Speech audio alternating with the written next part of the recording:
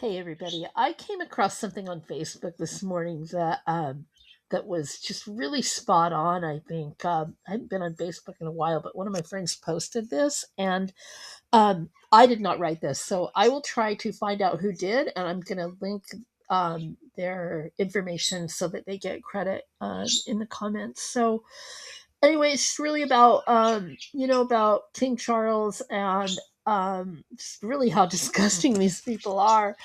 uh, I know that sounds kind of antithetical coming from me, who's like a huge Tudor history buff. But here's the thing, that's history, and we need to learn from history. We need to learn from history and not repeat it. So it's one thing to love history and to have an appreciation for it, but it's yet another to continue to perpetuate the evils that that we should learn from. Without further ado, I'm just going to get into it, and I'm going to try to get through this. It's kind of long. It just starts with nothing could be more of a fucking piss than a frail inbred parasite wrapped in animal fur, dripping with stolen jewels robbed from half the fucking planet, sitting on a gold throne in a palace built on. Sorry, guys, I'm reading it off of my Facebook. Shit, and it's not working.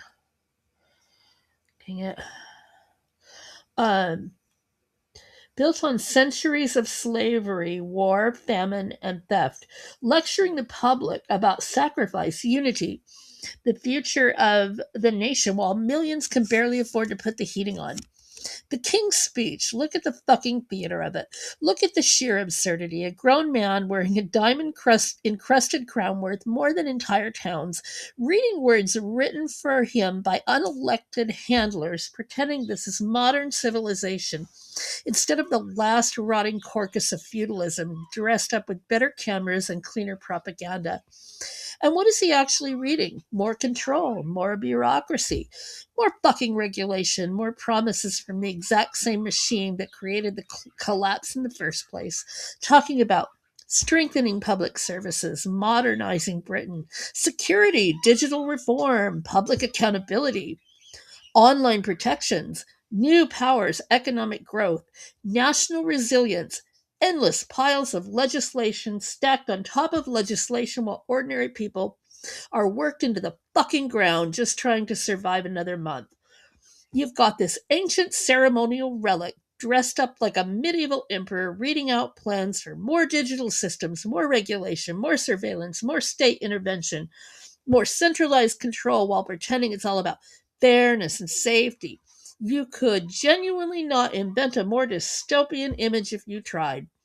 It looks like something out of the fucking Capitol in the Hunger Games. Gold everywhere, thrones, jewels, guards in costumes, ancient rituals, billion-pound estates, while the peasants sit at home wondering if they can afford eggs and electric this week. You've got people doing 50-hour weeks, parents skipping meals so their kids can eat, pensioners freezing in their homes, young families buried in rent and debt, while this lot sit under chandeliers worth millions talking about service to the public. These people have never lived like normal people for a single second of their lives. Private guards, private chefs, private doctors, private drivers, private estates, private schools, private everything funded by the same public they emotionally blackmail into somehow believing they represent the nation. Represent the nation? They don't even represent reality, and the weirdest fucking part is people still clap for it. That's the real psychological operation. They've convinced millions of people bowing to bloodlines is somehow noble instead of humiliating. Full grown adults standing in the rain, waving little flags at a family whose entire existence is based on the idea they were born more important than you, of because of who slid out of whose womb hundreds of years ago. Strip away the orchestra, the uniforms, and the fake dignity, and it's absolutely fucking insane. If any politician stood up today and proposed this system from scratch, people would think it was satire. Right, everyone, hear me out. We're going to give one family billions of pounds, castles, jewels, military ceremonies, constitutional privilege, and lifelong protection because their ancestors conquered people with swords. You'd get laughed straight out of the room because it's the old people that defend it.